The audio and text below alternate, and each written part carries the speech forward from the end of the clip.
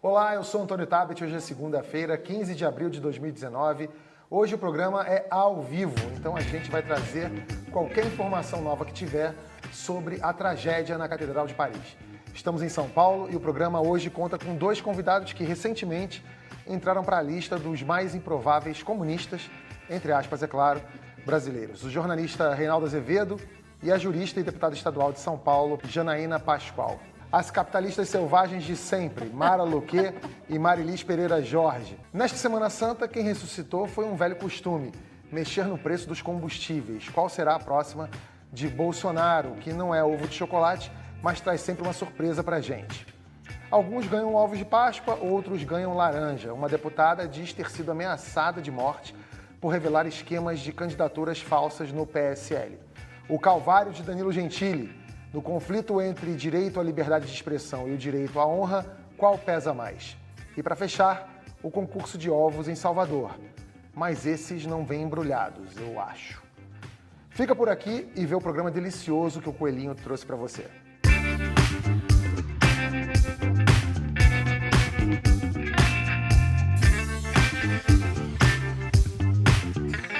Bom, essa segunda-feira é de muita tristeza. Um incêndio tomou conta da Catedral de Notre-Dame, que é um dos símbolos de Paris. O templo gótico, que fica nas margens do Sena, começou a ser construído no século XII. A nossa correspondente, Débora Berlink, está na cidade. Débora, você andou tudo por aí, né? Como é que está o pessoal? Como é que foi a reação a essa tragédia? Oi, Tabet, oi todo mundo do News. Uma noite muito triste aqui, para os franceses em geral, mas para muita gente aqui na Europa que já teve a oportunidade de visitar essa catedral incrível. Eu andei pelas ruas e a comoção realmente, eu só vi algo parecido nos atentados terroristas de Paris em 2015. As pessoas, os franceses, muitos franceses saíram às ruas. Onde eu estava, a alguns metros da catedral, as pessoas começaram a cantar e a rezar espontaneamente, e ficaram rezando lá durante horas. Eu fiquei pelo menos umas 4 horas ali e as pessoas não pararam de cantar e de rezar, uma tristeza muito grande. Hoje à noite, o incêndio começou um pouco antes das 7 horas da noite e justamente uma hora antes do presidente Macron falar em cadeia nacional, ele ia falar sobre a crise dos jalecos amarelos, que está infernizando o governo dele há vários meses, que é um movimento social que se radicalizou. Enfim, tudo foi interrompido. Agora, a última notícia é que as duas torres da fachada da catedral foram salvas, estão salvas, mas 2/3 do teto da catedral estão destruídos. Impossível de dizer agora qual a extensão da destruição. Por enquanto, foi aberta uma investigação. Por enquanto, eles estão trabalhando com a possibilidade de um acidente. Só para lembrar que a catedral começou a ser restaurada, uma obra que ia custar milhões de euros. Havia vários andaimes, inclusive o incêndio teria começado ali nos andaimes. A catedral já estava fechada quando começou o incêndio. Mas ninguém trabalha ainda com nenhuma hipótese preliminar? As pessoas têm alguma desconfiança maior se foi alguma coisa acidental, se pode ter sido algum tipo de retaliação, um ataque terrorista? Sabe, a essas alturas, todo mundo fala em tudo, né? Quer dizer, tudo é possível. Como ninguém tem ideia ainda, as investigações ainda vão começar, o incêndio sequer foi debelado ainda. Obviamente, Paris, que já foi alvo de ataques terroristas, as pessoas falam na rua que pode ser um ataque, né? Mas isso tudo ainda é muito prematuro. Trabalha-se também com a possibilidade de um acidente. Entendi. Bom, Débora, obrigado. Só para lembrar uma coisa, Tabet. Diga. Só para lembrar que Agora existe um enorme movimento, inclusive lançado pelo presidente, para a reconstrução da catedral. Só para lembrar que várias catedrais na França foram destruídas durante a Segunda Guerra Mundial e estão inteiramente de pé. O maior temor dos franceses teria sido se a estrutura da Notre-Dame caísse. Felizmente, isso não aconteceu hoje à noite. Tá bom, Débora. A qualquer momento, então, a gente pode voltar com você aí. Se tiver alguma novidade, você está liberada para entrar a qualquer momento, tá bem? Ok. Boa noite para vocês. Boa noite. Marilícia, quer falar alguma coisa? Eu estou acompanhando pelo Twitter alguns correspondentes franceses e tem uma declaração aqui da prefeita de Paris dizendo que é menos terrível do que ela temia o que aconteceu. Já tem circulando algumas fotos internas da catedral, parece que o fundo, o altar está preservado. Eles não sabem dizendo o que aconteceu com os famosos vitrais, que todo mundo, né, uma das razões que as pessoas visitam tanto a catedral, mas a prefeita parece um pouco aliviada porque, de fato, não foi uma coisa muito pior do que poderia acontecer. Mas é uma construção de 800 anos e talvez só por isso não tenha sido pior, né? Reinaldo esteve lá há pouco tempo, né? Você estava falando aqui. Veja, eu não quero ser responsável aqui de ficar lançando coisas ao léu. Agora, eu acho que não dá para descartar uma ação terrorista e de um tipo específico, de terrorismo interno. Não estou pensando, por exemplo, em terrorismo islâmico. Por que eu estou falando isso? Você vai visitar a catedral? A França é um dos países que eu diria assim que mais intimidam os turistas, porque eles estão ainda com alerta contra terrorismo. E eles têm lá as forças de combate ao terror, que são homens, parecem uns robocops, com metralhadora. Eles andam com o dedo no gatilho da metralhadora, com uns óculos, que são uns óculos redondos, assim, para que ninguém veja, escuros e tal.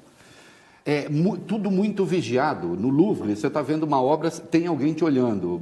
Qualquer outra coisa, na catedral tem alguém te olhando. O incêndio não parece ter tido um foco, não sei, ele me parece que são focos múltiplos, porque tudo se alastrou muito depressa. Toda a investigação começa de uma hipótese, temos aqui a nossa penalista, né? Esse movimento dos coletes amarelos tem de ser visto de perto, porque ele já não é mais um movimento, ele virou uma incubadora de extremistas de todas as qualidades, da extrema direita mais porra louca, da extrema esquerda mais porra louca, a extrema direita mais ensandecida, está tudo ali. E hoje não dá mais para saber o que eles querem. O que eles querem? Qualquer coisa. Nós queremos ser anti-establishment. E se você quer atacar alguma coisa na França que simbolize os franceses, você ataca Notre Dame. Né? Bom, a qualquer momento, então, a Débora pode voltar com isso. Agora a gente vai mudar de assunto. Sem consultar a equipe econômica, o presidente Bolsonaro dilmou. Ele suspendeu o aumento de 5,7% no preço do diesel nas refinarias. O presidente disse que não entende de economia e deixou a bucha para o Paulo Guedes. O Posto Ipiranga respondeu que uma conversa conserta tudo. Janaína Pascoal, quando você vê esse tipo de notícia, você se sente arrependida ou aliviada de não ser a vice-presidente? Olha, para minha vida pessoal, foi muito melhor não ter sido, né, a vice. Pensando de maneira mais egoística, talvez aliviada, mas há momentos que eu penso assim, meu Deus, eu acho que eu poderia ajudar. Entendeu? Tem alguns momentos... E não é um arrependimento, mas que eu falo, nossa, se eu estivesse lá, talvez eu pudesse ajudar. Olha que não consegue que a gente mas assim, porque acabou talvez criando uma situação ali, né? E eu não sei até que ponto o vice-presidente consegue se colocar em algumas situações, né? Eu sei que eu conseguiria, porque eu sou do tipo que fecha a porta. E você tem feito isso constantemente, né? E eu grito até a gente resolver, entendeu? Com a melhor das intenções, não é com um sentimento assim de dizer que eu sou melhor do que ninguém. Então, é um sentimento misto, para ser ambíguo, né? Entendi. Entendeu? A minha preocupação com essa decisão do presidente, com essa iniciativa dele, é a insegurança que pode gerar né, no mercado, que eventualmente um investidor estrangeiro pense assim, mas eu vou confiar nesse país, e aí amanhã o presidente decide mudar a política do dia para a noite. Então, esta é a preocupação, que inclusive eu até externei essa minha preocupação. Algumas pessoas disseram, não, mas é porque o aumento seria injusto, o presidente decidiu olhar pelos caminhoneiros, pela população. Eu entendo esse desejo, né, de fazer, vamos dizer assim, uma justiça social, mas é muito arriscado, porque a gente já viu, né, que deu errado. Muito embora no governo anterior tenha havido aí uma série de crimes. Então, ao lado da política econômica equivocada, houve uma série de crimes. Então, eu reconheço que não é a mesma situação. Mas nós não podemos abrir precedente, porque quem olha de fora fala, epa, né, não vou confiar. E o presidente foi eleito ao lado do discurso conservador, dos costumes, com um discurso liberal na economia forte. A gente não pode dar mensagens de que aquele discurso não era real, entendeu? Então, assim, eu tenho cobrado muito, não só essa questão da não intervenção na economia, mas especialmente a importância de nós trabalharmos pela reforma da Previdência. As pessoas insistem que essa reforma é uma reforma contra os mais vulneráveis. Não é verdade. Essa reforma é uma reforma social. É impossível uma pessoa se aposentar com 50 anos de idade e receber dinheiro público, né, até os 90 anos de idade, com salários de 20, 30, 40, 50 mil reais, por melhor que seja o profissional. É matematicamente insustentável, entendeu? Então, assim, essas promessas de campanha, elas precisam ser cumpridas, elas precisam ser observadas. E não é só porque foi promessa, é porque é necessário, entendeu? Mas, deputada, você acha que o presidente, a história do presidente não é uma história liberal? Sim, não é. Então, ele mudou, ele virou um liberal, ou agora ele está numa crise? Eu não vejo que o presidente tenha se tornado um liberal. Eu vejo que ele foi convencido da necessidade dessas reformas, né? Eu pude presenciar alguns encontros dele com o ministro Paulo Guedes. Eu te digo assim, não é fingido, entendeu? Ele efetivamente reconheceu que o ministro tem razão, que as pessoas que falam nessa reforma têm razão, que essa reforma é uma reforma social, acima de tudo. É verdade. Né? Ela é uma reforma social. Isso precisa ser esclarecido. Porque eu vejo o pessoal da esquerda que tem lá na Assembleia, de 10 discursos, 10 são contrários à reforma da Previdência. E com o argumento de que ela vai atingir os menos favorecidos, que não é. Não é. Os menos favorecidos é que pagam os salários, que eu não estou nem dizendo que são salários de Marajá, não é por aí, até as pessoas merecem, mas desculpem, é insustentável. Né? Mas especificamente sobre o caso do diesel, Reinaldo, você acha que ele se apressou, ele ficou com medo de uma possível greve dos caminhoneiros e aí ele já botou o carro na frente dos bois? Eu estou aqui com uma especialista em economia. Eu não sou favorável. Ô, Bolsonaro, dizem que eu quero te derrubar, não sou megalômano. Eu não sou favorável a um reajuste diário na bomba. Mara Luque, se a gente fizer uma média móvel de 30 dias, né, e estabelecer um preço estável depois de uma média móvel de 30 dias, de sorte que você pegue o pico da variação cambial e o posto da variação cambial, que é, na verdade, em última instância, o que define o preço do combustível, você estará garantindo o caixa da Petrobras sem problema. Então, também, o negócio do reajuste diário, não sei o quê, eu também não acho prudente, porque o caminhoneiro tem o problema, ele tem preços que são fixos e ganhos que são fixos, ele não pode ter o combustível fazendo isso. Muito bem, dito isso, vamos lá. O que me incomoda aí são os meios, é a má-fé, e os meios acabam condicionando o fim. No dia 26 de março, isso está documentado, a Petrobras tomou uma decisão do reajuste quinzenal, verdade ou mentira, e anunciou a criação do cartão caminhoneiro, que até agora ninguém sabe o que é. Então, muito bem, você tem decisão tomada que em 15 dias o diesel vai subir. Ora, se ele não quer que suba, pegue o telefone, ligue para o ministro das Minas e Energia ou para o Roberto Castelo Branco, presidente da Petrobras, e diz, não sobe essa porra porque eu não quero. Se ia vazar, não ia vazar, não sei, mas não ia causar esse furdunço que causou. Não, ele esperou, e aí sim, aí então tem a má fé. Porque aí é a cara do Bolsonaro e a cara desse troço que chegou ao poder. Ele esperou o reajuste acontecer, foi lá o Nix Lorenzoni, que ainda assim, vai ganhar o prêmio Monty Python de habilidade política, né? E diz, presidente, não dá. E ele recua. Atenção, recua, ele determina o recuo. Isso foi de caso pensado. No dia seguinte, as hostes bolsonaristas estavam ensandecidas, dizendo, é isso mesmo, mito, manda na Petrobras, tem que mandar, tem que dar murro na mesa.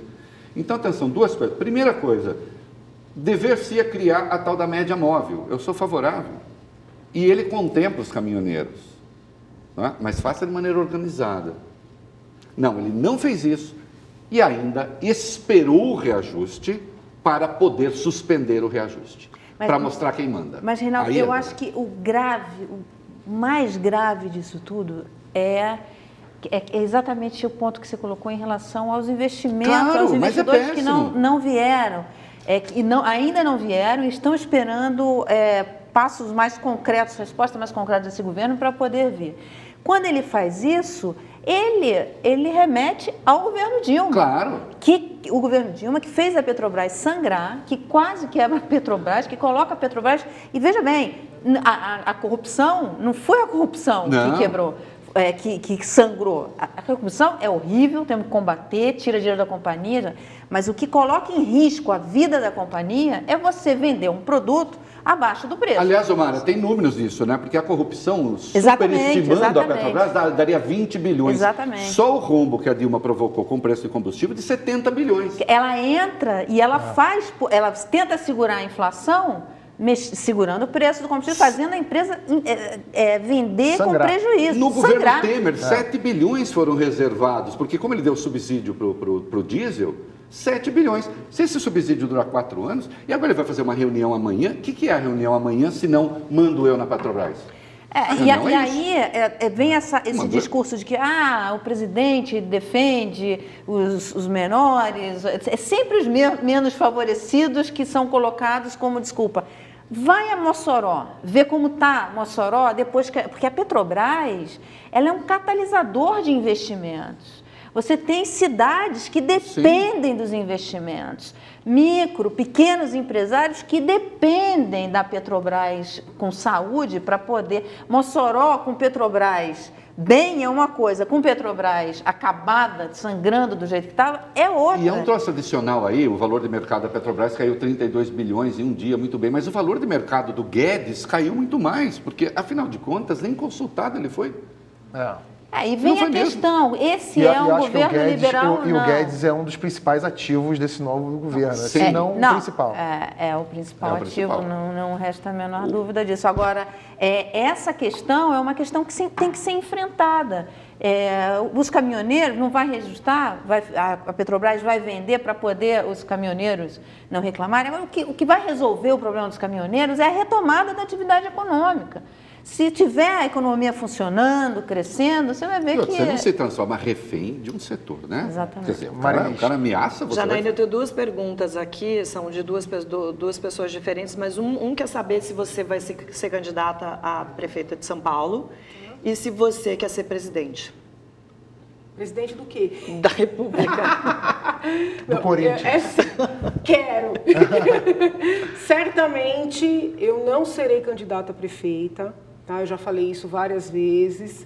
Inclusive, estou tendo problema porque eu sou contra o Parque do Minhocão, que o prefeito Covas quer construir, porque eu não vejo sentido. Eu também. Em viabilizar uma via como aquela para fazer um parque, sendo que tem tantos parques para serem restaurados pela cidade, né? Eu acho que é perder uma via para construir algo que poderia muito bem ser revitalizado em outra área, e até uma área próxima. E um parêntese rápido, ninguém disse como se vai para a Zona Leste depois. Sim, eu não consigo ver lógica. Então, assim, eu me apeguei a essa causa pela cidade.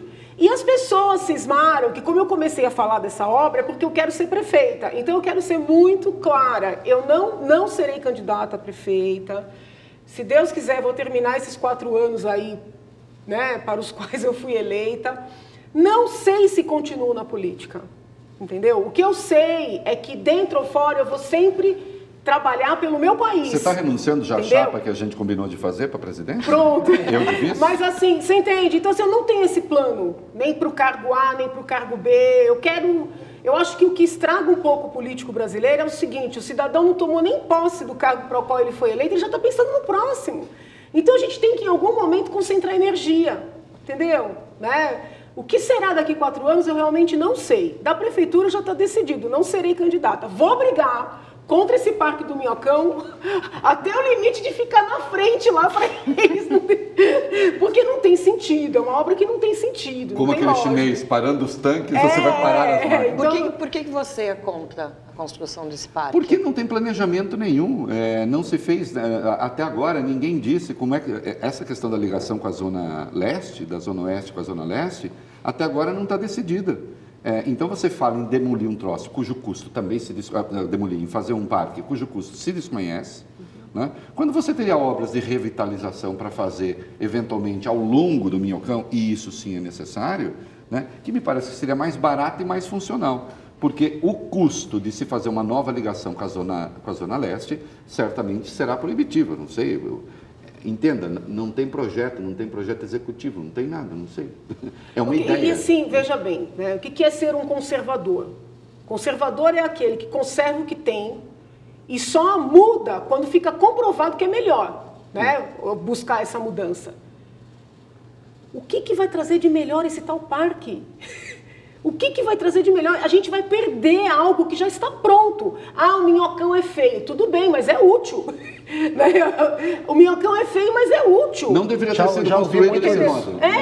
Então assim, a gente vai estragar. Chega a ser preconceituoso.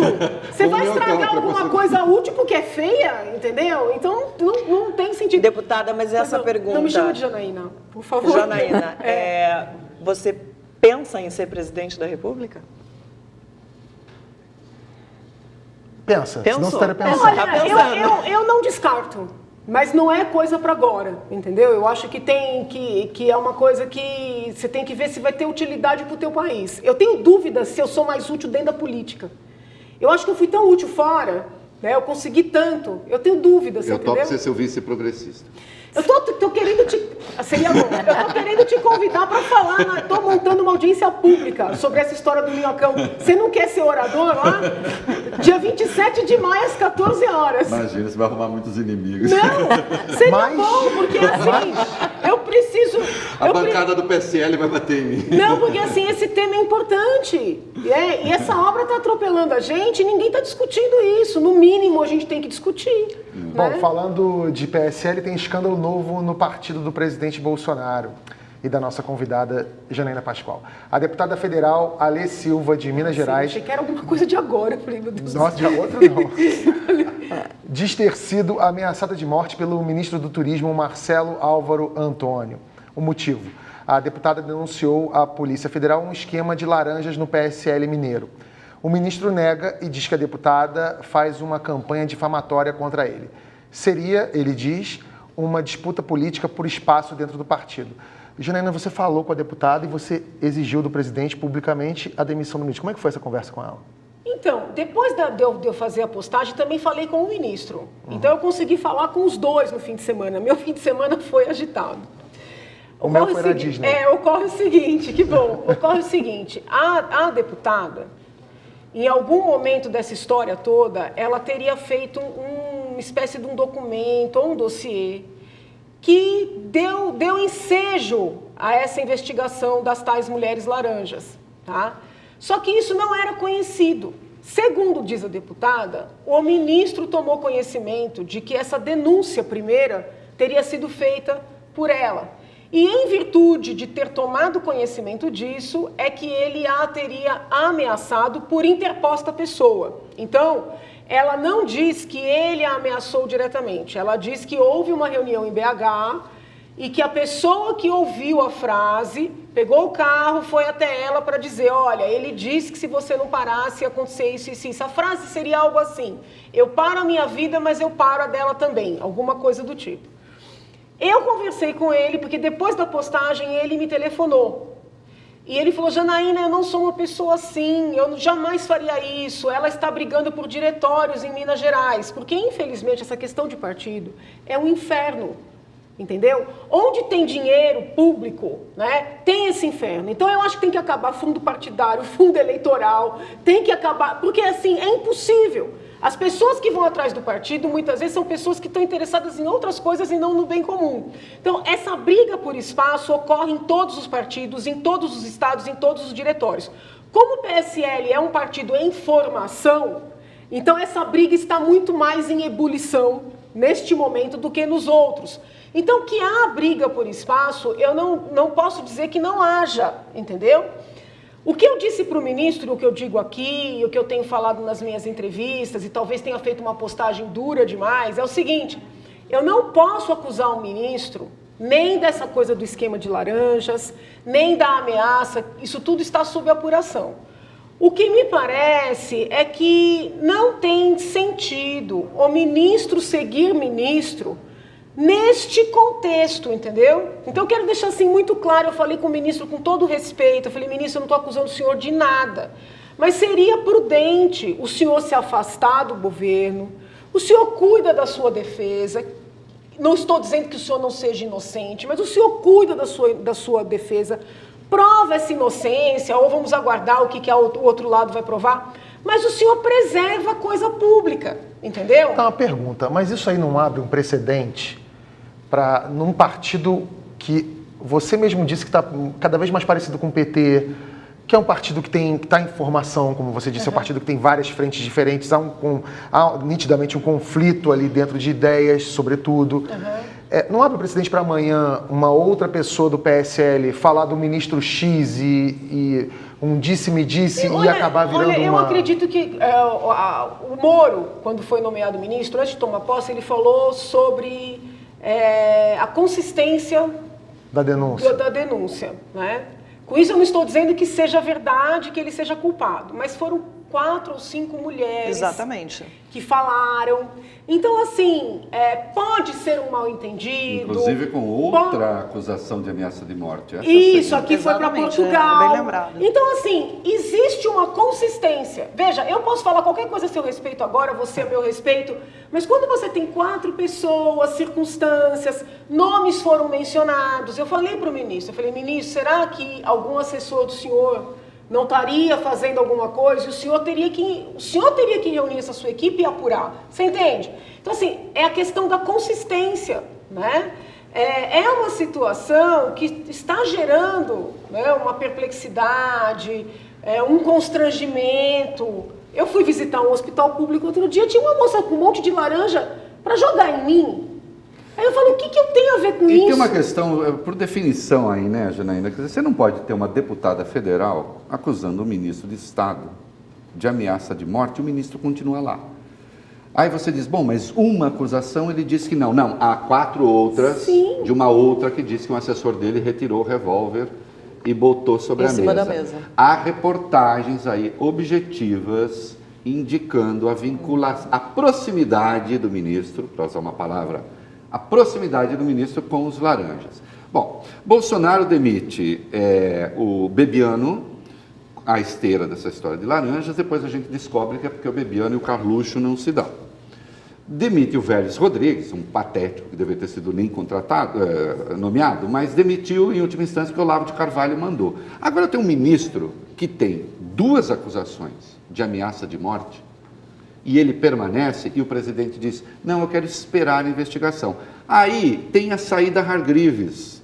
O Itamar Franco, em novembro de 1993, apareceu uma acusação contra o chefe da Casa Civil, que era o esteio do governo dele, né? O Henrique Hargreaves.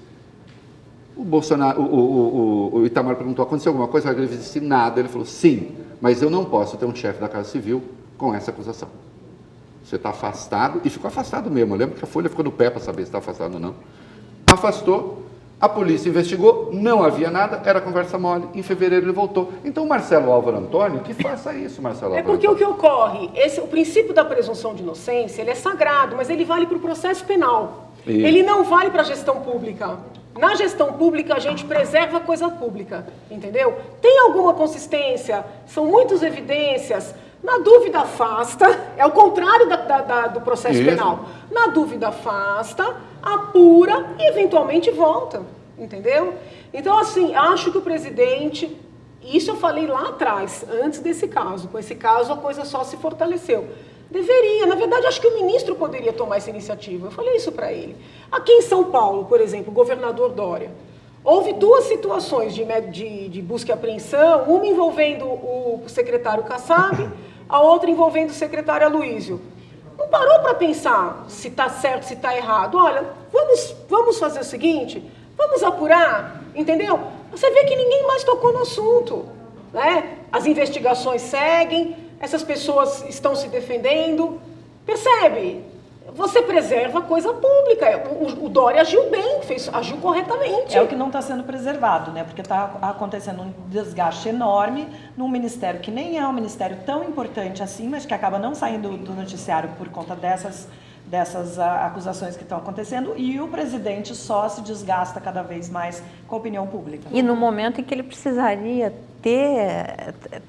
todos os esforços focados em construir a base. Sim, e assim, eu sempre acho que o Congresso. esclarecimento das coisas é importante. Né? Tá traçando um paralelo com o dia de hoje, por exemplo.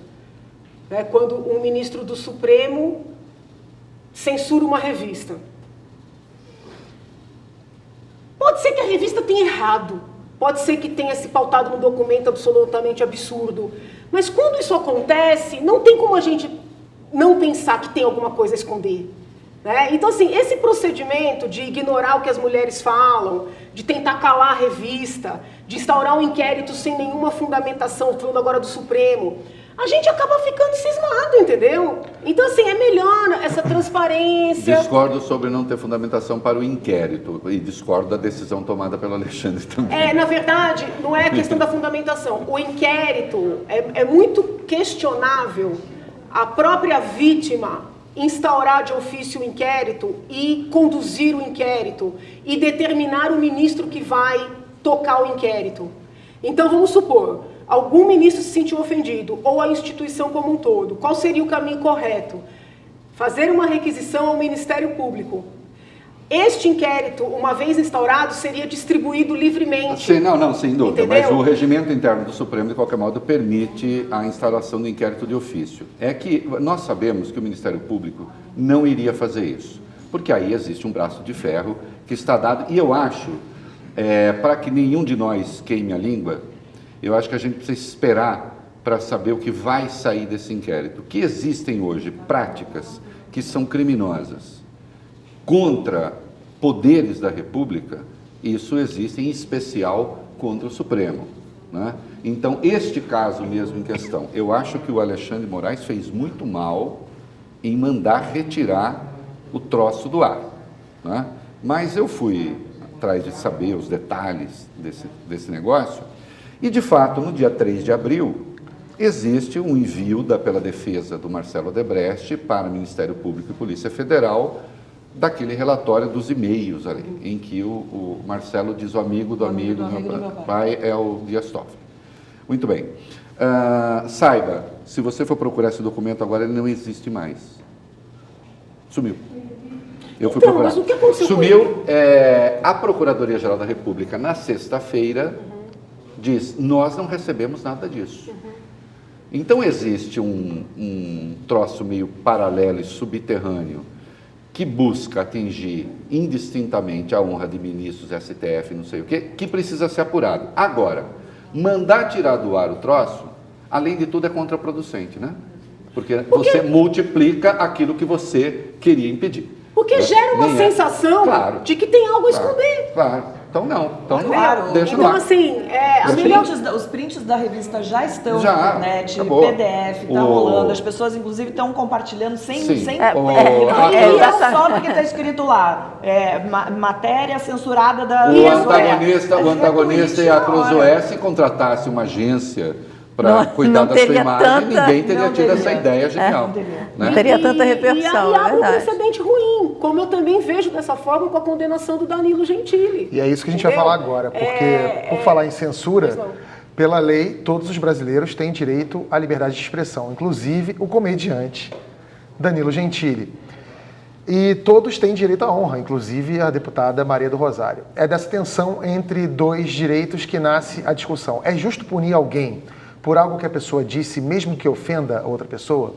Não vou nem entrar no mérito do conteúdo do vídeo, isso aí já foi, já passou. O Human Rights Watch, Organização Internacional de Defesa dos Direitos Humanos, disse: nem Danilo Gentili, nem qualquer outra pessoa deveria ser presa por dizer algo ofensivo, independente do quão repugnante seja. Quem quiser procurar a justiça por danos à sua reputação, deveria fazê-lo por meio de uma reparação de caráter civil. Janaína, é justo? Eu concordo plenamente com essa frase. O direito, ele tem escalas, né? Então, você tem o âmbito civil, tem o âmbito administrativo, tem o âmbito penal, né? O direito penal, a gente ensina para os alunos em sala, é o braço mais forte do Estado. Então, você recorre a esse braço mais forte quando você tem aquelas lesões mais significativas, né? Os ônus de você cercear a expressão, a fala, o humor, por meio do direito penal, são tão maiores do que os bônus de você preservar a honra por meio do direito penal, que no jogo da democracia é melhor você, arcar com esses ônus aqui. E deixa para o âmbito civil, pede indenização, entendeu? Pede reparação. E olha, eu sou tão preocupada com a liberdade que mesmo no âmbito civil eu tenho senões. Porque também isso vira uma indústria, né? E o que me chama muito a atenção é porque eu advogo, agora eu me afastei da advocacia, mas há 20 anos. E o que eu mais vejo são pessoas, assim, eu vou usar um termo, eu usei um termo forte antes da gente começar, mas pessoas que devem terem muito zelo pela sua honra, né? Você sabe com o que você está falando? E aquela pessoa, muitas vezes humilde, que é ofendida mesmo, que procura justiça, em regra não tem respaldo para isso. E outra coisa que me chama a atenção, são pessoas muito agressivas, que vivem correndo atrás da justiça para terem indenização, para terem as pessoas presas, né? A deputada faz parte de um partido, ela é do PT, não é essa deputada? Sim. Que é um partido extremamente agressivo, que não mede adjetivos para falar das outras pessoas e, ao mesmo tempo, eles estão sempre processando. Né? Então, assim, é a liberdade só para eles. Né? Posso discordar só em algumas coisinhas? Pode. E não é nada contra, não, Danilo, você está movendo uma campanha contra mim no seu programa, não tem nada a ver com isso. Você pode procurar que eu já escrevi sobre isso muitas vezes antes de você existir. Vamos lá. A Constituição protege a honra, a dignidade. O Código Penal também. 138, 139, 140, né? Calúnia, injúria e difamação. Você chamar uma deputada de puta e não foi fazendo peça de humor, é bom que a gente deixe as coisas claras, não me parece que constitua exatamente o melhor exemplo, eu já chego da liberdade de expressão. Se liberdade de expressão estivesse acima de qualquer outra coisa, a gente não chamaria liberdade de expressão, a gente chamaria Deus. Olha, Deus, liberdade de expressão. Pode sobre todas as coisas. Não pode sobre todas as coisas em nenhum lugar. O único lugar em que tudo pode é na tirania. Na democracia é o lugar em que nem tudo pode. Tá certo? Que houve injúria clara, objetiva, a injúria de qualquer modo é subjetiva, mas de qualquer modo você sabe o que injuria ou não. Né? Que eu estou aqui com a professora para tomar cuidado com os termos. Então houve. Né? Agora, vamos discutir pena. Aí eu acho que, de fato, não faz o menor sentido você decretar um semiaberto, né, por um tipo como esse. Né? Eu não acho que as questões da honra devam ficar apenas para a esfera civil. Porque, por exemplo, nos crimes contra a honra tem calúnia. É possível acusá-la de ter cometido um crime que você não cometeu e ficar por isso mesmo? Eu entendo o que você está dizendo. Veja, especialmente quando é uma pessoa pública, então não, quer dizer, é preciso também que as pessoas... E aí não tem nada a ver com piada, não tem nada a ver com humor, não tem nada a ver com nada. Outra, pegar uma notificação extrajudicial. Ela é extrajudicial, como a professora sabe, porque não se abriu o processo, mas ela é um documento do judiciário. E você pega e enfia no saco? Não, Você está enfiando toda a justiça no saco? Reinaldo. A justiça não pertence ao Danilo, não pertence Reinaldo, a mim, não pertence a ninguém. Veja, se você perguntar para mim o que você achou da cena, eu achei a cena Não, grotesca. ela é grotesca, entendeu? E A segundo minha o preocupação- Código Penal também criminosa. É a lei que temos. Aí sim, na condição de conservador, é a lei que temos. Se não queremos essa lei, vamos mudar essa lei. Agora, a pena que a juíza deu me parece absolutamente imprópria, desproporcional e contraproducente de novo, porque transformou o Danilo em vítima, né? E ele não é exatamente vítima neste sentido. Ele sabia o que ele estava fazendo, o peso que ele estava fazendo e o peso que ele tem na internet. Não, Danilo, não estou querendo que você fique na cadeia, não. Né? Nada disso. Né? Que fique solto, livre, falando o que ele quiser. Mas olha só. A minha preocupação é o ônus que isso traz, entendeu? Qual é o limite disso? Essa aqui é a minha preocupação. E se petista fez isso, pega petista também. Então, mas aí que está o problema. Eu acho que na condição de humorista e comediante, eu concordo que não precisa nem ter sido uma piada do Danilo, e mesmo que não tenha sido, eu acho que a deputada tem todo o direito de buscar na justiça qualquer tipo de reparação, seja na esfera civil, na criminal, para mim, não importa. O que importa para mim são duas coisas. A primeira é um comediante, porque também existe isso, né? Você, por exemplo, disse, não era uma peça de humor. Isso também é tão subjetivo quanto uma coisa que ofende ou não ofende. Exatamente isso que eu ia falar. Para ele algo que é engraçado pode não ser para mim, porque é humor para ele pode não ser para mim. Mas isso não é nenhuma das duas coisas que eu quero salientar aqui. A primeira é a pena, né? Não, que a gente falou aqui. Tá errado. Porque um comediante, um humorista receber em casa um papel falando assim, um aviso, olha, você tá preso 6 meses de semiaberto porque você falou alguma coisa, eu acho uma brutalidade. E o segundo é o precedente que você abre. Porque na mesma semana, um dia depois, o Gregório, que também é meu amigo, assim, eu sou amigo do Gregório, sou amigo do Danilo Gentili. O Gregório foi lá para Curitiba, na frente lá de onde Lula está preso, e falou que o Moro era um merda. Falou outras coisas também. E aí? Se começar nesse ritmo, daqui a pouco todo mundo mas se vai começar nesse ritmo de não acontecer nada, então outros Gregórios e outros Danilos vão continuar a exacerbar essa linguagem. Veja, eu tenho as maiores, e a Janaína sabe disso, porque nós temos divergências sobre isso, eu tenho a pior impressão técnica que alguém pode ter do Moro. Eu acho que ele domina mal o direito, ele domina mal a língua portuguesa, ele domina mal a política, não acho que esteja fazendo bem para o Brasil. Agora, eu não chamo Moro de merda. Eu não acho que o Moro deva ser chamado de merda nem fora, nem dentro do Moro. Você entende? Eu não acho que uma deputada deva ser chamada de puta, nem dentro, nem fora do Moro. É preciso que haja, que se coíba, porque isso não é uma crítica, isso é apenas o ânimo de ofender. Isso não esclarece nada. Então, assim, você diz, quem define o que é ofensa? Você tem a calúnia, que é acusar alguém de crime. A injúria, que é quando eu me sinto subjetivamente ofendido. Eu acho que você me atingiu, quis me atingir, e aí, claro, apelo à justiça, chamando atenção para isso. E a difamação não é um troço público, entende? Eu passo a falar da Janaína alguma coisa que a desmereça, como pessoa, como deputada, apenas com ânimo de ofender. A punição, Otávio, é absurda. Eu não acho... Veja, cabe recurso de qualquer modo e certamente isso será revisto, tá certo? É claro que não cabe uma pena de prisão por isso, até porque uma pena pequena, você já vai em regime semiaberto, que não existe no Brasil, né? Semiaberto não existe no Brasil na prática, ele teria que ficar em prisão domiciliar. Não faz sentido, não faz sentido. Agora, que a ofensa aconteceu, que a injúria aconteceu e nenhum de nós gostaria disso. Aliás, as hostes da internet também precisam ser disciplinadas, porque se pessoas que têm a importância que esses caras têm para formar opinião pública, incentivam e estimulam esse tipo de coisa, Janaína, você não consegue mais fazer debate nenhum. Você está sendo vítima hoje das hostes do seu próprio partido. Mas, Reinaldo, olha só. Há muito tempo. É que eu acho que os ônus são maiores, entende? Por exemplo, na época do impeachment, se você pegar as charges que fizeram de mim, foram Não, e de mim assustadoras, também. entendeu? As Eu não processei. frases... Gente, tem que... Não, Vou até ler pra você. Pasquim, Tem um comentário aqui sensacionalista. dizendo, eu, na época do impeachment, achava Janaína muito louca, mas agora estou achando ela muito sensata no que ela está dizendo.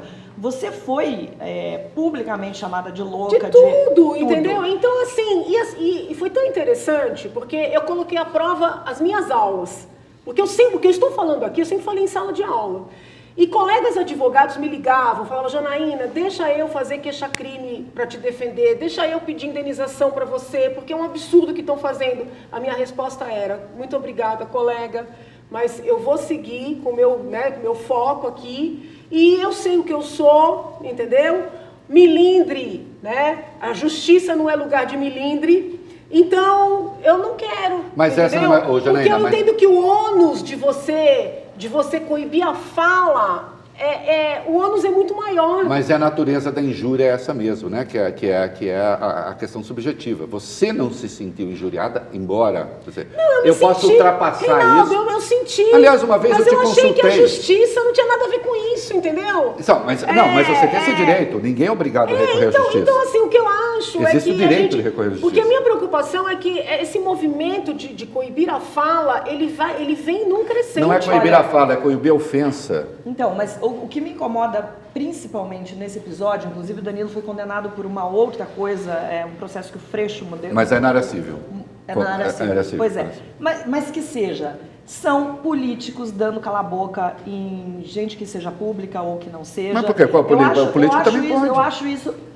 Você ser político não é bandido? escrotizado, xingado, sendo político, eu acho que é um ônus do seu cargo. Não. Eu acredito nisso, Reinaldo. Discordo, eu acho que você está ali e eu acho que você realmente não pode entrar numa de ficar melindrada. Por quê? Não é ficar melindrada. Porque se você começar a processar todo mundo que vai lá te xingar, e aí eu acho, por exemplo, por que a Maria do Rosário processou o Danilo e não processou as dezenas, centenas de pessoas que vão para as redes sociais para xingar ela de coisas infinitamente piores. Porque se ela for processar cada um, ele é uma pessoa conhecida. De puta, vagabunda, de coisas horrorosas nas redes sociais todos os dias.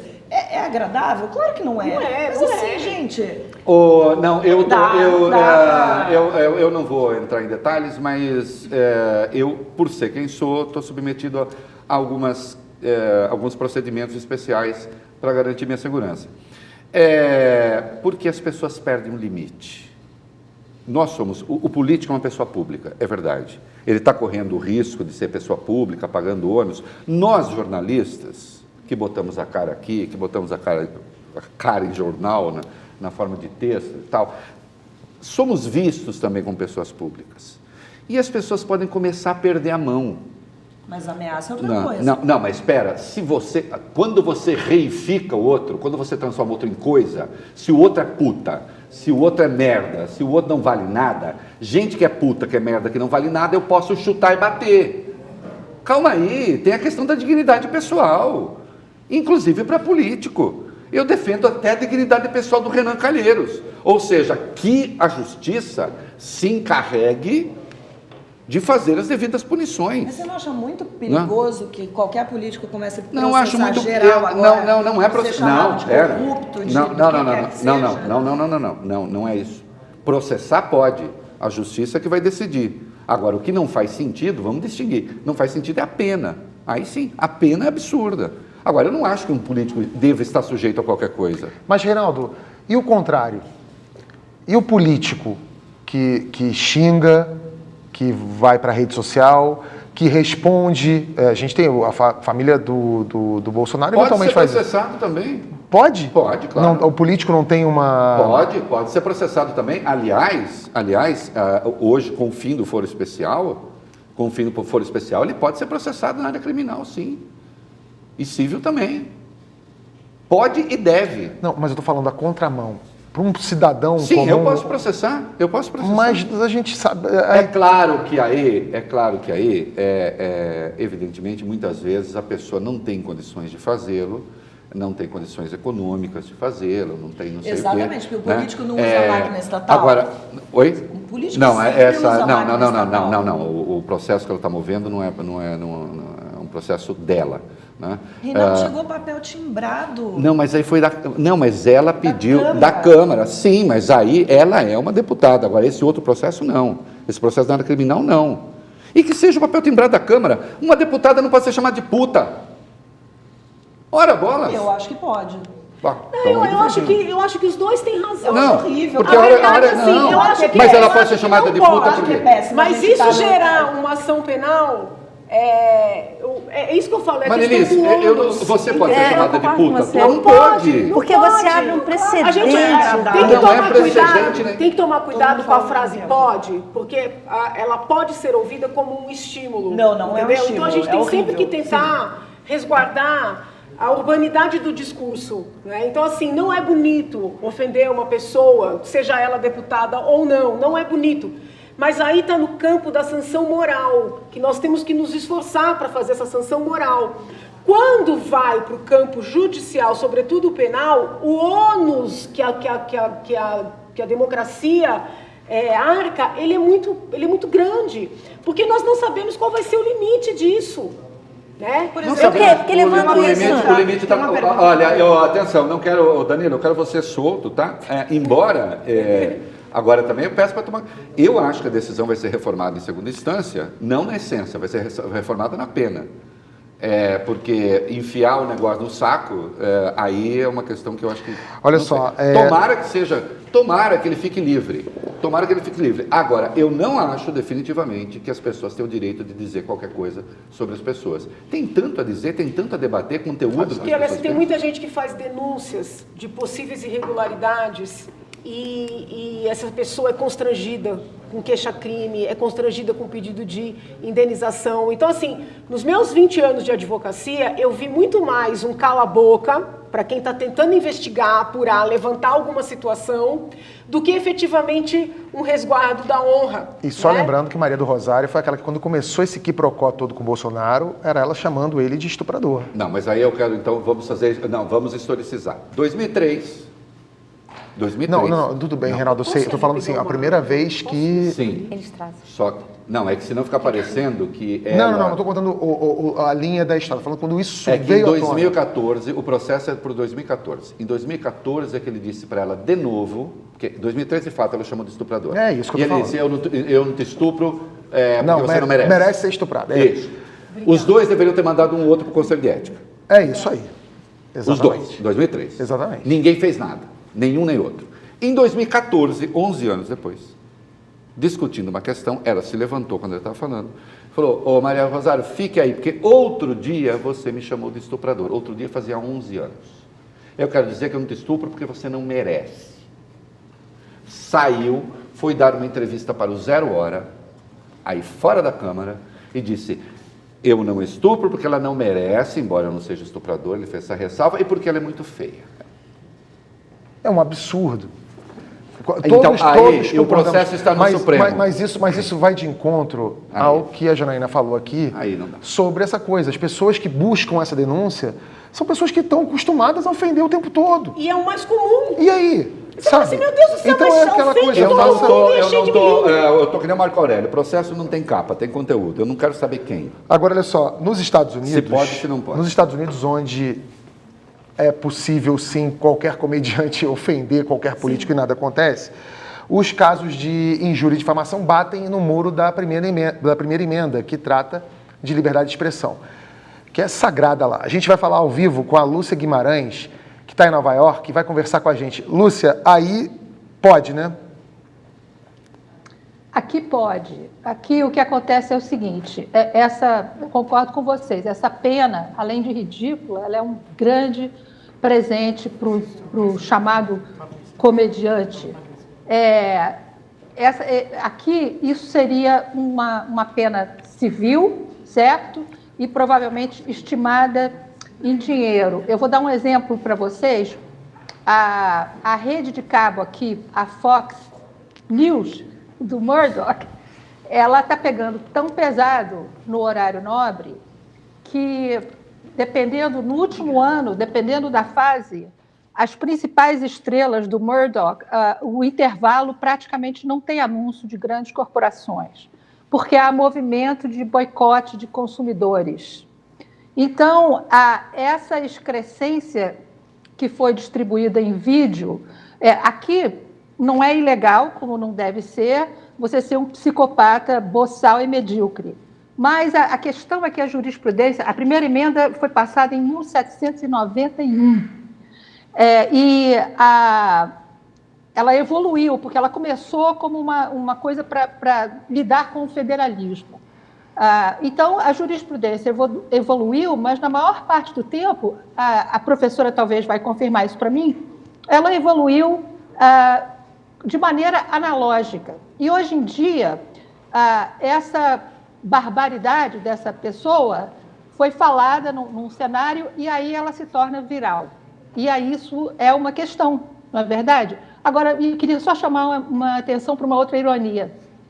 A primeira emenda teve grande impulso em 1964, com o julgamento de um comediante que é o pai de gerações de comediantes, e chamar essa figura boçal de comediante é quase um insulto a ele. Vocês devem conhecer, o Tabet conhece, é o Lenny Bruce, que foi condenado por obscenidade em shows ao vivo aqui no Greenwich Village, era o tempo do Bob Dylan.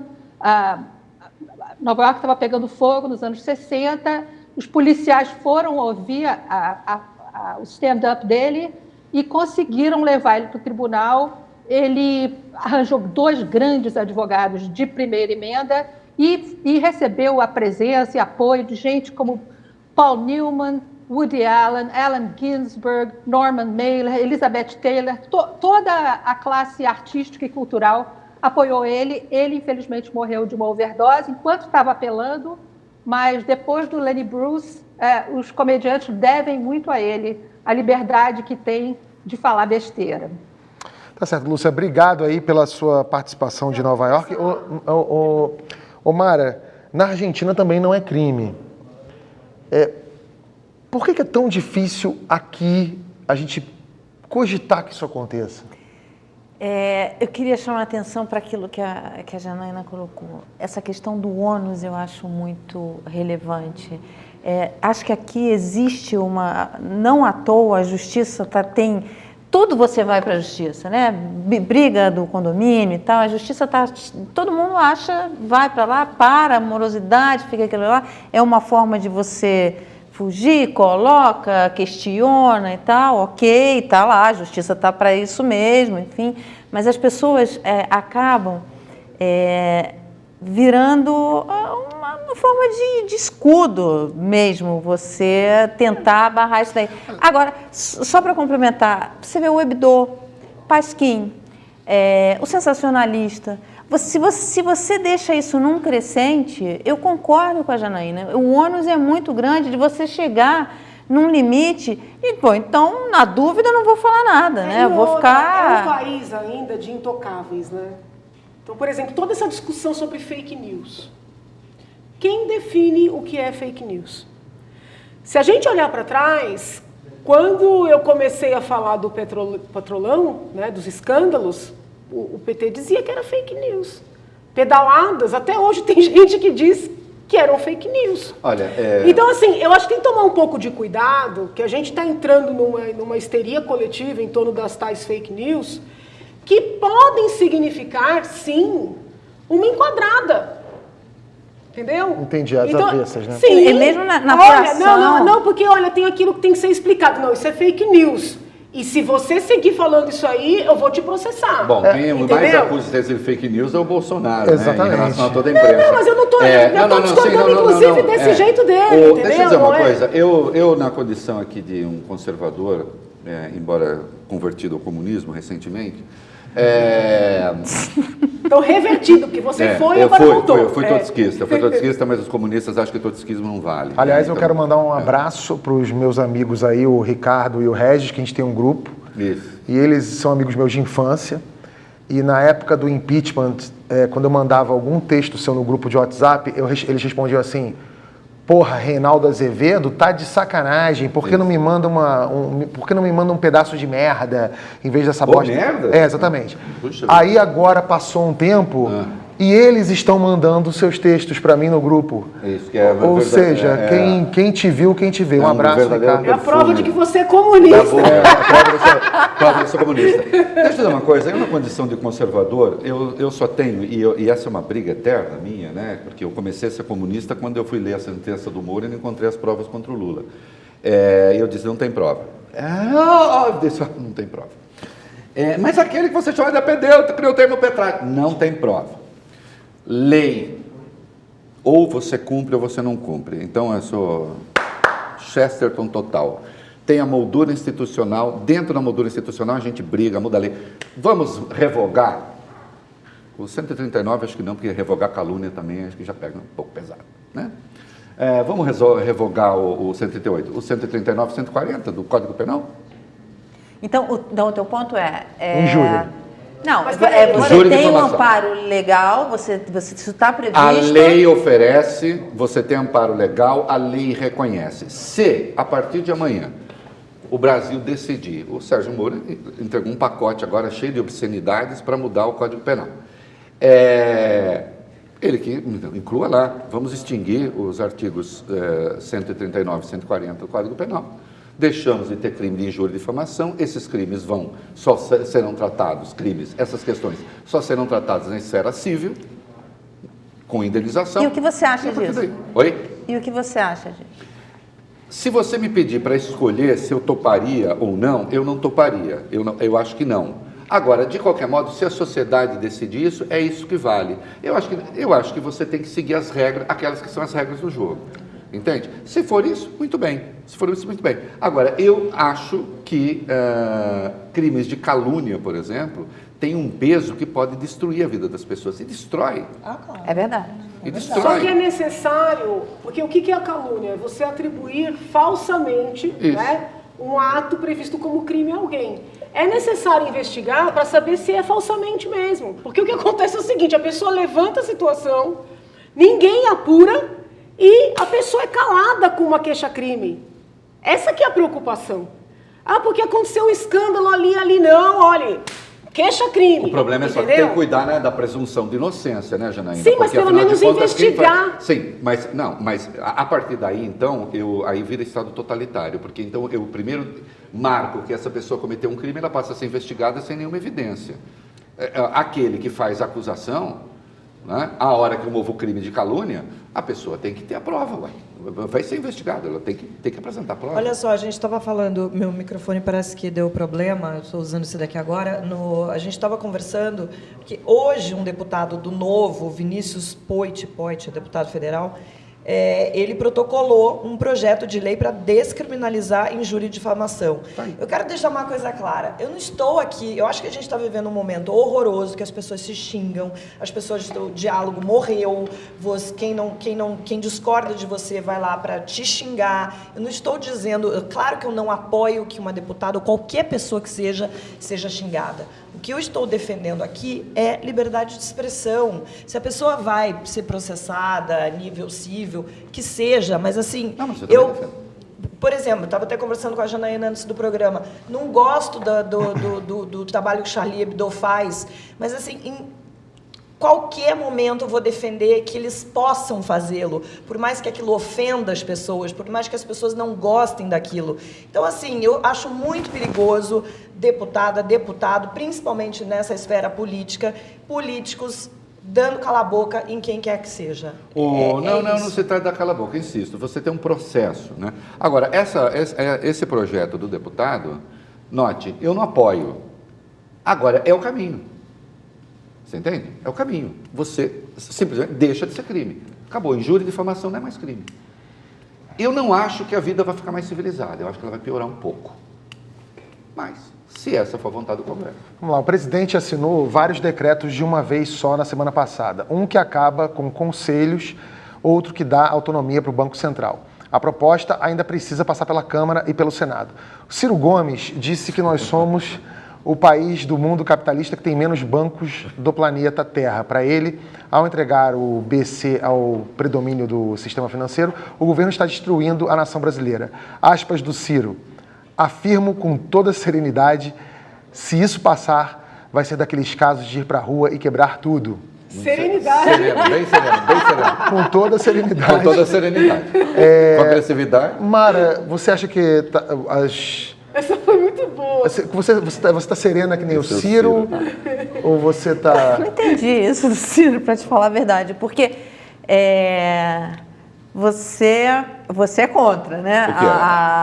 A independência do Eu? Banco Central. Não, sou favorável. Não, você é a favor? Sou. Porque eu também sou a favor, não entendi isso. Sou a favor. Porque, na verdade, quando você tira o banco, quando você dá a independência do Banco Central, você impede que ele seja usado politicamente. Qual é o papel do Banco Central? É proteger a moeda, é proteger para que você não tenha inflação, preservar o valor dessa moeda. Eu acho, inclusive, Mara, que deveria ser um Banco Central com mandato aprovado pelo Senado, se aprova, põe mandato, ele vai ficar lá aquele tempo, vai zelar pela moeda e fim de conversa. Como é na CVM, a CVM também é mandato.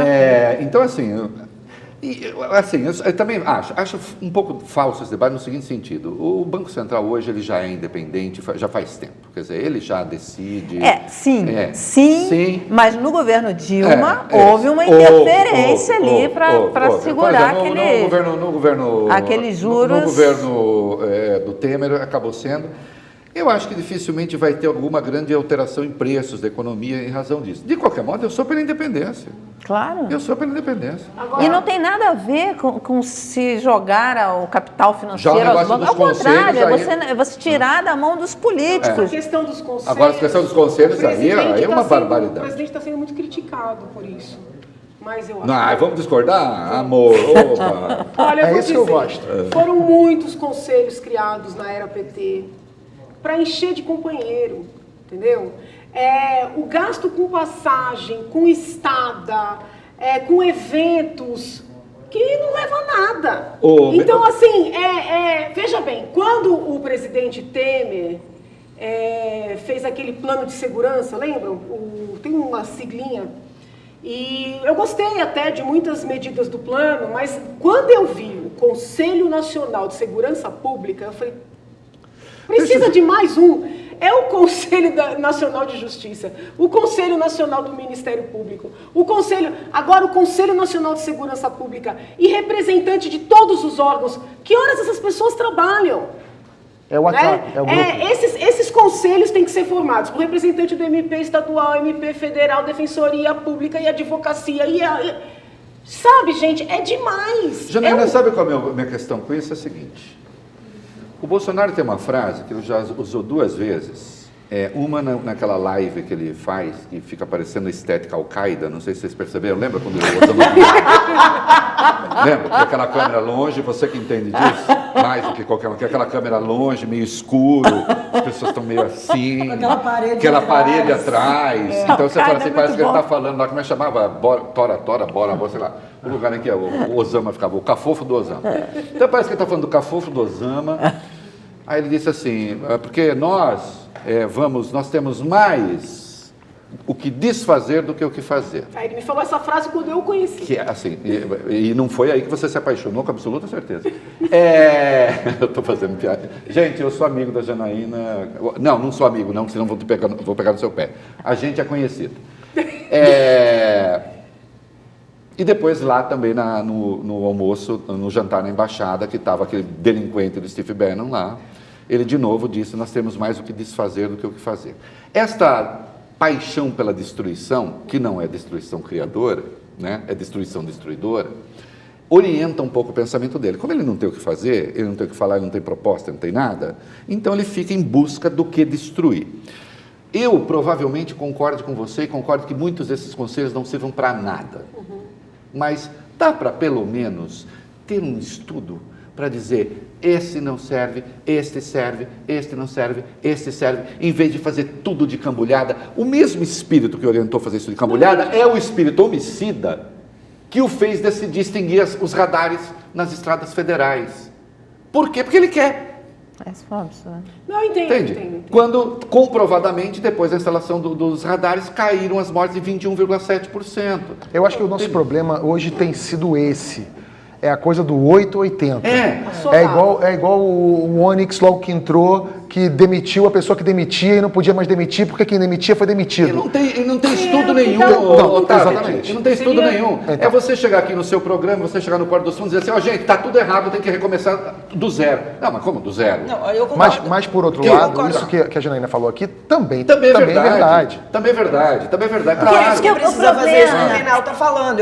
Eu concordo com você, porque você pega coisas, conselhos que são seríssimos, como, por exemplo, o conselho da pessoa portadora de deficiência, que sumiu também, que também dançou aí nesse pacote de acabar com tudo, gente. Então, assim, não dá para ser 880. Tem uma certa paixão, assim, saneadora, meio burra. Então, não é isso. Mas isso daí é o seguinte, esse governo, Bolsonaro, ele é o governo petista no outro extremo. Ele está fazendo coisas muito parecidas. Não tem uma paixão inaugural na linha assim, nunca na história desse país, sabe? É uma coisa assim. Isso está muito claro no Ministério da Educação. Que deve se ter, né? Porque a gente não quer um PT ao contrário. Pois é, mas desde o primeiro momento. Posso fazer? Vou pegar aqui um pouco do seu pé. Só para mostrar que é mentira que a gente é amigo. Não tem esse agente. Então, a gente que eu digo, nós, o povo. Ah, bom. Não, porque eu pensei que você está falando do governo. Sabe por quê? Não, a gente não quer, entendeu? Não é isso que se quer. Exatamente, não é isso que se quer. O que se quer é efetivamente desfazer muito do que foi feito, porque precisa, mas com comedimento, não é o que a gente vê, na verdade, você querendo acabar com uma ideologia e colocar outra. Ela abaixo da quando ele fala educação sem viés ideológico, não, ele quer com viés ideológico. Então, a solução é simples, a solução é só você trabalhar como se trabalha. Com profissionalismo, mas parece que não tem, parece que é uma disputa amadora. O Tabet, mas então, sabe qual a sensação que eu tenho? A impressão que eu tenho é que assim, o governo precisaria de uma auditoria, sabe? Chamar uma Ernest Young da vida e falar assim, faz um pente fino aqui. Quem é que trabalha, quem é que não trabalha, quem está nomeado e manda bem, quem está nomeado e manda mal. Eu tô vendo um sofrimento na própria Quantos vídeos, sem querer, eu acho que é ilustrativo, porque vocês são muitos milhões na internet. Quantos vídeos o Porta dos Fundos publica por semana? 3. Tem roteiro? Tem. Tem grupo de roteiristas? Tem. As pessoas leem o roteiro, dizem assim, é bom, não é, não sei quem é que faz, mas é bom, não é, vai dar, não vai, rende, não rende, vai para diretor, vai para cenógrafo, vai para não sei o quê. Aquilo que a gente vê lá e que a gente ri em 3 minutos... Deu um trabalhão. Deu um trabalho da porra. O Bolsonaro parece que é assim, e aí, moçada, o que nós vamos fazer hoje? O que nós vamos extinguir hoje? Vamos extinguir os conselhos. Então está extinguindo o conselho. E o radar também, hein? Radar também, e também proibir a importação de banana do Equador e também o radar eletrônico. Então, radar eletrônico, banana, Equador, não sei, é tudo junto. Mas tem uma matriz disso daí, que é essa matriz revolucionária, que quer trazer essa nova, quer plantar essa nova... E é isso que eu te digo que é o aparelhamento do PT, o aparelhamento do PT. Quando começou a falar da reforma, eu comecei a falar assim, não vai conseguir reforma assim, se não falar com o partido, não vai ter reforma. Mas, por exemplo, aí vai lá, seu bolchevique com C mudo, bolchevique com C mudo, que eles aprenderam a palavra com Olavo de Carvalho sem saber o que era, e aí ficam chamando, vocês todos são bolcheviques, tá contando para ele, com CS. Entendeu? Agora eu vou falar que tem o bolchevico, a bolchevica e o bolcheviques vai ser o bolchevique trans com X. Gente, eu vou contratar. Mas olha só, uma marxista bem... Só vou mudar pra você. Mas isso é a prova de que a diferença entre a extrema do bolsonarismo e a extrema do lulismo só muda a cor da boina. Que eu contei essa história hoje, que o porteiro que trabalha no prédio onde eu moro, na época das eleições, eu perguntei para ele, você vai votar em quem? Aí ele falou assim, vou votar no Bolsonaro que eu sou fascista, pô. Ele falou fascista com orgulho, que para ele, assim, porque naquela época, qualquer pessoa que era contra o PT ou contra o era fascista, não importa que se você é a favor do casamento gay, se você é a favor das minorias, se você já virava um fascista porque você não gostava do Lula. Então é isso, o bolchevique, você hoje, você já foi fascista e bolchevique. Agora eu sou bolchevique. Mas eu ainda vejo menos crença, menos fanatismo nos bolsonaristas do que nos petistas. Não vejo, não. Não. Eu nunca vi. Não, os bolsonaristas, eles são... Não, os petistas são muito companheiros, gente. Se vocês eles são vissem mais os unidos. É uma coisa incrível. Eles são mais unidos. Não há, Se você visse Não os fato deles discursos... serem mais solidários não quer dizer que eles sejam mais radicais. A quantidade, olha... Mas o Lula pode fazer o que for, pode ficar comprovado o que for, eles sempre vão dizer Ô, amém. companheiro, aqui não A tem gente está não vendo tem- a não mesma tem coisa prova, agora não. com o Eu não Bolsonaro, sei, Janaína. eu acho que tem gente Mas o mais caso, crítica. Olha, gente, eu acho assim, Fábio, nesses 3 caso meses... do Queiroz, todo Esses mundo... 3 meses de governo, desse desgoverno, essa coisa destrambelhada que cada hora é uma coisa, acho que uma coisa ficou muito clara. Existia uma raiva muito grande, vamos tirar o PT, Isso. mas não tinha um plano de governo. Então, o que eu vejo, e inclusive pela falta de cobrança dos bolsonaristas, passando pano em tudo que está acontecendo e tudo que o Bolsonaro fala está maravilhoso, é que, assim, me parece que tanto esse governo quanto os eleitores desse governo não queriam um país melhor, eles queriam vingança. Entendeu? Então, assim, tiramos o PT, a vingança está aí, ela está sendo tocada e é só isso que interessa. E não há uma cobrança, de fato, de nada que está sendo feito para que, de fato, a gente consiga entrar num trilho para reconstruir essa merda toda que aconteceu durante os últimos anos Não tem coerência, de né? PT no governo. Posso... Dá tempo, eu estou falando Não, demais? claro, claro. Vamos pegar esse negócio do Bolsa Família. O Bolsa Família é legal porque eu tomei tanta porrada com o Bolsa Família que eu nunca chamei de Bolsa Farelo, eu sempre fui favorável ao Bolsa Família e sempre disse, Bolsa Família é programa de governos de direita, de governos conservadores, são medidas compensatórias. A economia passa por ajustes, você faz gasto social focado. Gasto social focado é tudo que a esquerda não quer. A esquerda gosta de coisa para todos, não é isso? Para todo mundo, até para aumentar bastante o gasto, para quebrar mesmo a economia, como a Dilma fez. Então, assim, disse, não, nunca foi comunista, mas aí tinha extrema-direita, Bolsa Farelo, como o Bolsonaro chamou. Aí eu lembro que eu quebrei o pau com os petistas, não porque eu fosse contra o Bolsa Família, é porque eu disse, não foi o Lula que criou o Bolsa Família. O Bolsa Família foi criado pelo Fernando Henrique Cardoso, tem o decreto, né, na verdade uma medida provisória primeiro, que junta todos os programas sociais de Fernando Henrique, que chegava a 5 milhões de famílias, ele junta tudo, dá um nome fantasia Bolsa Família, né? Isso se deu em outubro de 2003. Em abril de 2003, dia 9 de abril, ele vai, estou parecendo um certo professor que vai dando data, dia 9 de abril ele vai para o semiárido com o Ciro. É maravilhoso isso, ele diz assim, ô Ciro, eu estou aqui, você vê, antigamente quando chovia, a pessoa corria para plantar macaxeira, hoje chove e ninguém mais quer plantar nada, porque fica com vale isso, vale aquilo. O Lula era contra a Bolsa Família. Eu lembro disso. Ele era contra Bolsa Família. Ele era a favor do Fome Zero, que não deu em nada. Então, assim, ele tomou o Bolsa Família do Fernando Henrique, quer dizer, tomou os programas, deu um nome fantasia. Que era um programa do PSDB do Mato Grosso. De Goiás, que começou, Goiás, foi o Perilo que acabou dando uma sugestão. Exatamente. Então, eram 4 programas, na verdade, ele juntou, deu um novo nome, né, em outubro, e a partir daí navegou naquele troço, e sim, teve o grande mérito de dobrar o número de famílias, era 5 milhões, foi para 10 milhões. E a extrema-direita ali, coisa de comunista, esses nordestinos, esse bando de preguiçoso, é por isso que o PT ganha no Nordeste, porque ninguém quer trabalhar, quer só viver de não sei o que tal. Veio o Bolsonaro e disse, nós precisamos desregulamentar o mercado de trabalho ainda mais, é preciso que vocês escolham entre trabalho e direitos, que eu gosto dessa oposição, porque no limite leva à escravidão. Você tem, né? A questão não é essa, não, entre direitos e... não. Aí vai o Bolsonaro para tomar... Então, o governo que quer desregulamentar tudo, que acusa o excesso de interferência da vida do Estado, né, do Estado na economia, vai e dá uma 13ª mensalidade para o Bolsa Família.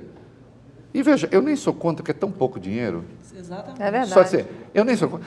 É tão pouco dinheiro. Como, aliás, o programa Bolsa Família é muito pouco dinheiro, como quando você vê o conjunto. Não é Só que ele Bolsa faz o seguinte: Família que gera 10, ele né? tira a correção das 12 mensalidades, porque ele não deu a correção, e vai pegar isso e usar para fazer 13º. Esses truques. Então, assim, sabe pobre? Aí sim, Janaína. O Lula usava pobre, fazia truque com pobre, transformou o Bolsa Família num programa eleitoral que ele não deveria ser jamais. Quantas vezes nós vimos, se a oposição ganhar, o Bolsa Família acaba. Nós conhecemos isso, né? Lembra Opa! disso? Sim. Se a oposição ganhar, o Bolsa Família acaba. Chegando a 40 milhões de famílias, de pessoas. 10 milhões de famílias. Né? transformou num programa eleitoral. Veio o Bolsonaro agora, com esse negócio de 13º, e faz a mesma coisa, e não há coerência nenhuma com o discurso mais geral. Não há. Eu não sei por que o Bolsonaro, essa história, junta Paulo Guedes com conservadorismo, por enquanto está água e óleo. Você concorda? Eu entendo. O Guedes é um senhor que tinha ideias, sempre teve, e o mercado, e nunca gostaram muito dele, porque ele é uma pessoa muito opiniática, ele é, né, meio assim, ele não tem muita tolerância com a divergência, a gente viu na Câmara, né? Não estou justificando, não estou justificando e nem acho que ele, e a minha ideia de tchutchuca nem é a dele, eu tenho outra ideia de tchutchuca. Não. Veja só, se juntaram duas coisas que são absolutamente incompatíveis, e até quero puxar um pouquinho a história para mim agora, um pouquinho de demagogia pessoal, quando eu pergunto, mas você criou o termo petralha, criou o termo esquerdopata, que não sei o quê, por que você não é bolsonarista? Porque eu não sou reacionário, eu nunca fui, eu sou liberal. É que somos muito poucos. Né? Eu contei uma piadinha, piadinha não, tá? Não vou dar o nome, mas é um judeu importante de esquerda. Eu disse, com essa história toda, eu falei, cadê os judeus liberais do Brasil? Perguntei para ele, por escrito. Né? Ele falou, sua pergunta está errada. Ele falou, vocês são muito poucos, vocês liberais, judeus ou não. Então, assim, eu sou um liberal. O Paulo Guedes também é um liberal. O Bolsonaro não é. Ele nunca foi, né? Nunca foi. Eu acho que vem daí essa crise existencial. Vocês lembram o vídeo que ele fez? Quando teve a reforma da Previdência do Temer, ele gravou um vídeo ao lado do Flávio Bolsonaro, em que ele terminava o vídeo dizendo, essa reforma da Previdência só vai ajudar o PT, seja homem, Temer. Contra a reforma da Previdência. O Onyx Lorenzoni definiu a reforma da Previdência do Temer de uma porcaria. Já com o Bolsonaro eleito. Vai o Guedes em Nova York e diz, não, o Bolsonaro de fato gostar, ele não gosta da reforma. Então, mas essa reforma que está em trâmite agora, a do Temer não era uma porcaria, não era. Essa é mais dura. Esta é mais universal. Sim. Né? Eu acho que essa faz essa divisão social de maneira melhor. Mas se ele, presidente, já era contra Não, sim. Eu acho assim, então, se não, veja, alguma tem que passar. Deixa eu te falar uma coisa, mais ou menos, eles fizeram uma bobagem. Eu estou falando demais, vou parar. Mas agora você vai ter que terminar. Tá. Deixa eu dizer uma coisa. Vamos pegar os militares. O Temer tomou cuidado, que é raposa velha, tomou cuidado de não meter militar no meio da reforma. Porque, segundo a Constituição, militar não se aposenta. Eles nem estão na Constituição, tanto é que o negócio deles não é constitucional. Eles vão para a reserva. Né? Então ele falou, deixa militar para depois. O Bolsonaro, como ele bota 8 generais no governo, aí ele tem que fazer a reforma dos militares juntos para mostrar que ele faz a reforma dos militares também. Ele faz a reforma dos militares e, de fato, ele pega, então a aposentadoria militar de 30 para 35 anos, eles contribuem com 7,5, vão contribuir com 11, eles contribuem também na reserva, ótimo, e nós vamos ter uma economia de 93 bilhões. Ele quer economizar 1 trilhão. 93 bilhões para 1 trilhão, quase 10%. Né? Em 10 anos. Tá. Só que os militares representam quase 18% do rombo da Previdência. Tá bom ainda. Aí ele faz um plano de carreira junto. Certo, Mara? E dilui aquilo. Ele faz um plano de carreira junto. Acaba. Viu? Não falei a palavra. Você ia falar fode. Fode. Tá, não, aqui você pode. Aqui você pode. Fode com a economia. A economia que ia ser de 93 bilhões passa a ser de 10, e os militares que consomem 18%, que são 18% do déficit da Previdência, que onde tem grandes problemas, vão entrar com 1% da economia de 1 trilhão, caso houvesse, e não se vai tocar na aposentadoria das filhas, e não sei o que representam 5 bilhões por ano. Então aí transforma aquilo que deveria ser. O Janaína, eu falei, mas aí como eu sou bolchevique, com C, né? Bolchevique, né? E todos são bolcheviques. Ele dizia assim, não manda plano de reforma da Previdência Militar agora, porque vai dar merda.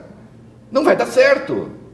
Saiu a pesquisa da XP. Você viu a pesquisa da XP? Você tira todos os oposicionistas, 62% dos deputados que seriam governistas são contra a reforma dos militares. Agora, ele aí cria um problema sério, que é o seguinte, que é o grande problema desse país hoje. Quer dizer, o governo Dilma fez um arrasa-quarteirão na economia.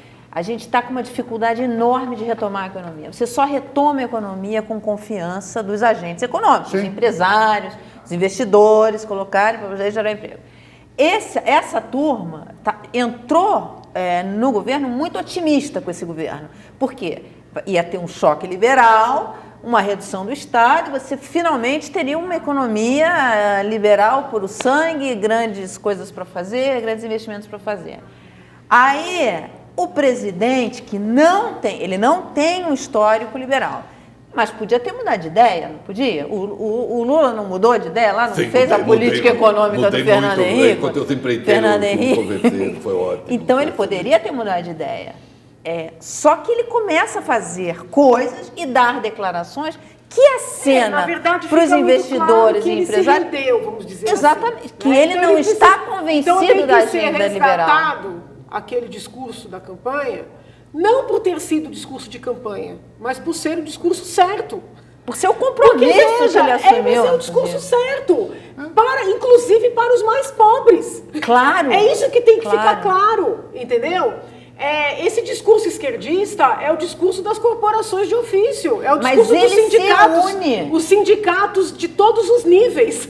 Mas olha só, mas não é exclusividade da esquerda esse discurso, até porque tem gente na direita também que é contra e usa o mesmo. Quando eu digo só as corporações de ofício. Eu cansei de ver a turma que me xinga ali no chat dizendo assim, não adianta não, Bolsonaro não vai fazer o que você quer que ele faça reforma só para ele se ferrar.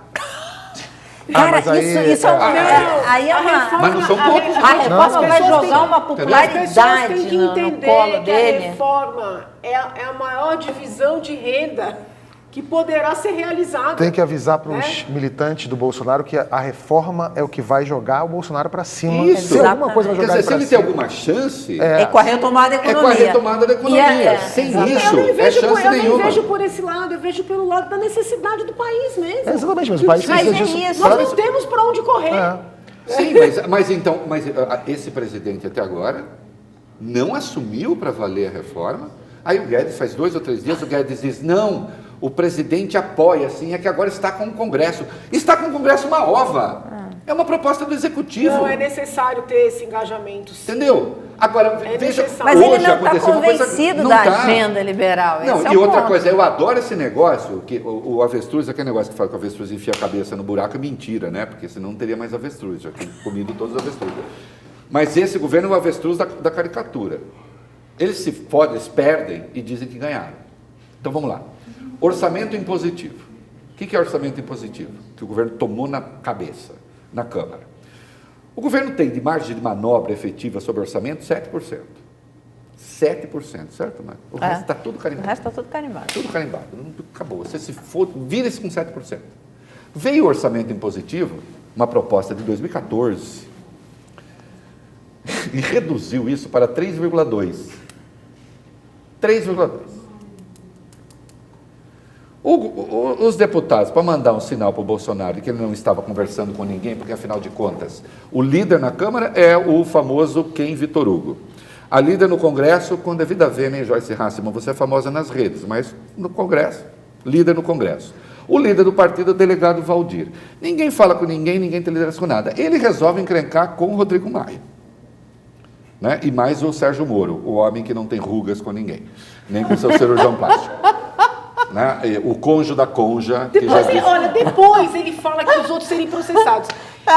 Onde tem ofensa aqui? Ele sacaneia todo mundo. Onde tem ofensa aqui? Ele ironiza todo mundo. Não, ironia está aí. E aí Danilo ele fala Gentili. os outros serem processados. Danilo Gentili aprenda. Isso é ironia. É só não para ofensa. Gente, os textos dele são terríveis. Ele é bravo, ele é agressivo. Não, agressivo não, eu sou engraçado. Reinaldo. O Danilo é demais. Não, na boa. É demais. Não, eu só tinha acho- que te filmar e depois eu você só mesmo. acho curioso que falar do cônjuge, da cônjuge, da ruga é legal. Agora, falar do que o outro falava problema, sei lá o que, era preconceito e pobrefobia. Não pra mim que carimbei nele o negócio de apedeuta. Você lembra disso, né? Fui eu que chamava o Lula de o apedeuta. Vou filmar você, Inclusive, ó, eu nem depois sabia eu o que era mandar um isso. videozinho. Aí. Não, mas não tem... Ô, Janaína, amor, você sabe que não tem ofensa nenhuma aqui. Tem, sim, uma crítica à língua portuguesa. E ele fala, haviam pessoas também. Ele também não sabe fazer a verbo pessoal. E por isso que as sentenças deles são tão mal escritas, porque são mal escritas. Isso eu já apontei lá atrás. Reinaldo, conclui que eu preciso trocar de assunto. Então você não faz negociação nenhuma com a Câmara, você não tem ninguém. Hoje, vai o orçamento impositivo, passa na Câmara. Tá certo? Agora, hoje teve a votação para inverter a pauta na CCJ. Você viu isso? De passar o orçamento impositivo? Na frente da reforma da Previdência. O governo, existem 60 membros. 60 membros na CCJ. Né? Desses 60, o governo, a base, teria 38. 35 votaram contra o governo. O governo perdeu por 50-5. Aí, o PSL, quando viu que ia perder, sabe o que fez? Encaminhou a favor da votação contra o governo. Entendeu? Porque disseram assim, em vez da gente perder, a gente entra no bloco vencedor. Gente, eu não entendo esse raciocínio deles. Da primeira vez eu já falei, isso está errado. Você falou raciocínio? Eu não entendo. Aconteceu isso na primeira vez. Não tem ratio aí, onde né? houve apenas 6 votos. Sim, né? sim. Falei, gente, tudo bem perder, mas pelo amor de Deus, vote certo. Não, o Eduardo A impressão Bolsonaro que eu tenho saiu desde que você dizendo chegou que não... aqui é que você está num partido errado, talvez, não? Olha aqui, o Jô... Janaína, eu posso arrumar um partido? A gente Vamos fazer começou aqui, antes de filmar, eu sou favorável às candidaturas avulsas. Eu sou contra, tá, gente? Eu entendo que é necessário, é uma questão de direito fundamental do indivíduo, porque é muito difícil você encontrar uma sigla que te satisfaça completamente, entendeu? Se você me falar, Janaína, você se encaixa no PSL? Entendo que não, mas eu pergunto, em qual partido eu me encaixo? Nenhum. Então, assim... Então vamos sair daqui, a gente faz um... Vamos fazer um partido? Vamos Fazer fazer. bem bolado? Entendeu? Então, assim... Partido da A Janaína. dificuldade é essa. E a pessoa é obrigada. E é difícil, porque eu também entendo os colegas que me acolheram muito bem, né, que são pessoas que me receberam muito bem no partido, porque às vezes eu dou algumas declarações e eu também comprometo o partido, porque as pessoas pensam que eu estou falando pelo partido, e não é, eu estou falando por mim. Então essa história da filiação, ela tira um pouco da identidade do ser humano, entendeu? É verdade. E por falar em judeus, a Páscoa, que o Reinaldo falou aqui, né? A Páscoa tem sentidos diferentes para diversas culturas. Para os judeus, o Pessah representa a liberdade dos hebreus da escravidão no Egito. Para os cristãos, a Páscoa é a ressurreição de Cristo, que libertou o homem do pecado. Para os seculares, é só um dia para comer o ovo de chocolate. E para parte da comunidade gay baiana, a Páscoa é época do concurso Meu Ovo é um Show, da Sauna Clube 11, que escolhe o maior, o menor e o mais bonito testículo de Salvador. Quer dizer, Isso é sacanagem. tecnicamente, não é verdade a notícia, existe. Tecnicamente, se a gente pensar no Precisa texto... acabar com isso daí. Olha só. Tecnicamente, Tem que mudar isso daí. se você parar pra pensar, olha só, tem o maior, o menor e o mais bonito. Tecnicamente, um cara pode ganhar os 2, ou os 3 prêmios, né, no caso. Pensou se o cara ganha o maior, o mais bonito e o quê? E o menor. Ah, não, aí não dá também. Dá, Menor. se tiver uma... Pode ter um maior... Mas aí eu fico com o saco feio pra caramba também, né? mas fica aquele não saco sei. descompensado. A gente quer dar os parabéns para os vencedores, o Hudson, que ganhou de grande, o Moreno, que ganhou como pequeno, e o Pedro, que conseguiu a façanha inédita de ganhar um... como seria um testículo bonito, Marilene? Por que essas perguntas sempre vêm pra mim? Porque você é mais identificado Olha só. com as pautas sobre sexualidade, sobre anatomia, enfim. Gente, Não, são... eu fiquei até vermelha agora. Não, eu dou a palavra aos ilustres convidados. Talvez uma escova, Uma escola. Eu fiquei aqui pensando, talvez. penteado, alguma coisa assim. Penteado. Uma depilação, talvez, né? Necessariamente depilado por questões de Será que higiene. rolou uma maquiagem, um glitter, uma coisa assim? Gente, eu nunca imaginei que um concurso desse pudesse existir. O Brasil está perdido. É o Brasil. Bom, gente, obrigado a todos. O programa de hoje fica por aqui. Super obrigado para quem ficou com a gente até agora. Para quem é membro do canal, a gente vai fazer agora uma live mais curtinha depois disso aqui, exclusiva, só com vocês, né, com os membros e com os nossos convidados aqui. Valeu, gente. Quinta-feira eu e Mara voltamos com o Investimento é Bi. Até lá. Tchau.